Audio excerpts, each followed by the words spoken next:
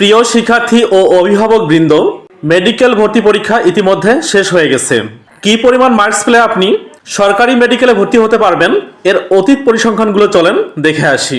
2019-20 শিক্ষাবর্ষে সর্বোচ্চ মার্কস ছিল 90.50 এবং সর্বনিম্ন মার্কস ছিল 67.50।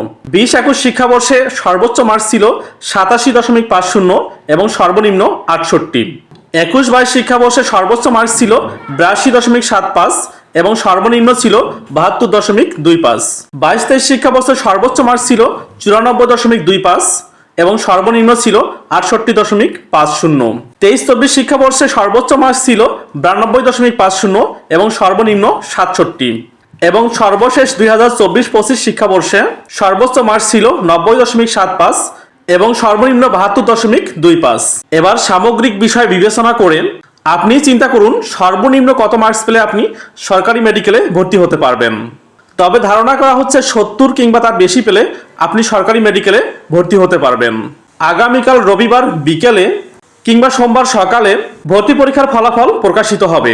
সবশেষে সবার জন্য শুভকামনা রইল এবং ভিডিওটা ভালো লাগলে অন্তত একটা লাইক দেওয়ার জন্য বিনীত অনুরোধ করছি।